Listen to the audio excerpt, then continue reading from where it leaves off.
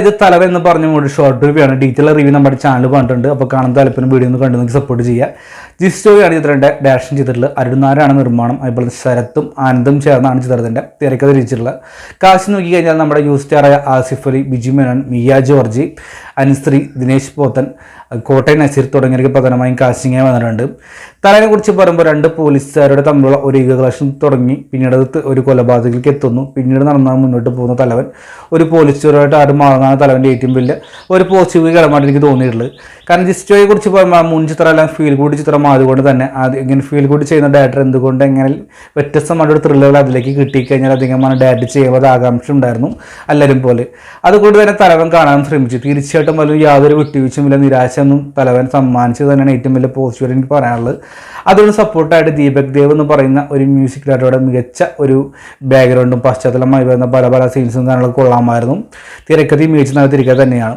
പ്രകടനത്തിൻ്റെ കാര്യത്തിൽ നോക്കിയാൽ വെച്ചാൽ ആസിഫ് അലി കുറേ കാലമായിട്ട് അദ്ദേഹം നമുക്ക് നിരാശയുള്ള ചിത്രങ്ങൾ സമ്മാനിച്ചു കൊണ്ടിരുന്നുണ്ടായിരുന്നു. കാരണം വെറും ഫ്ലോപ്പുകൾ തന്നെയാണ്. കാരണം അദ്ദേഹം ഒട്ടും തന്നെ കണ്ടാവുന്നില്ല. കാരണം ഇമോഷൻ സീൻസ് ചെയ്താൽ പോലും കാണുന്ന പ്രേക്ഷകർക്ക് ഇറിറ്റേഷൻ വരുന്ന രീതിയിൽ തന്നെയായിരുന്നു ആസിഫിൻ്റെ പ്രകടനം.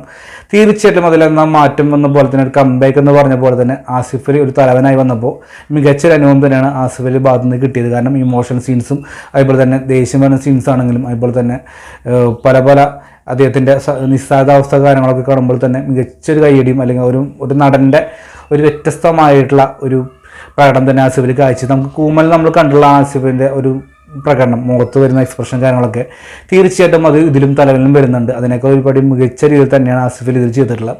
പിന്നെ വിജയെ കുറിച്ച് എന്താ പറയുക, അദ്ദേഹം എന്നത്തെയും പോലെ തന്നെ അദ്ദേഹത്തിൻ്റെ റോൾ ചെയ്തു. ഈ കോമഡി ട്രാക്കിലൊക്കെ മാറിയിട്ട് കുറച്ചുകൂടി സീരിയസ് റോൾ തന്നെയാണ് ബിജു മേനോൻ ചെയ്തിട്ടുള്ളത്.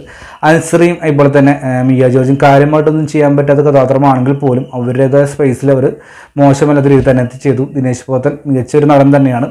എടുത്ത് പറയുന്നത് കോട്ടയം നസീറിൻ്റെ റോൾ തന്നെയായിരുന്നു. കോട്ടയം നസീർ തീർച്ചയായിട്ടും പല സീൻസിലും അദ്ദേഹത്തിനോട് നമുക്ക് ഇറിറ്റേഷൻ തോന്നുന്ന പല സന്ദർഭങ്ങളുണ്ട്. എല്ലാം മികച്ചതൊക്കെ ആക്കി.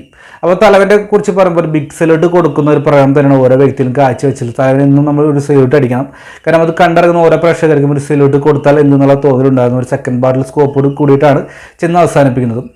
അപ്പോൾ എന്തായാലും തലവനെ കുറിച്ച് ഡീറ്റെയിൽ ആയ റിവ്യൂ നമ്മുടെ ചാനൽ പറഞ്ഞിട്ടുണ്ട്. അപ്പോൾ കാണാൻ താല്പര്യമുള്ള വീഡിയോ ഒന്ന് കണ്ടു നോക്കുക. അതായിരിക്കും ബൈ ഫ്രണ്ട്സ്.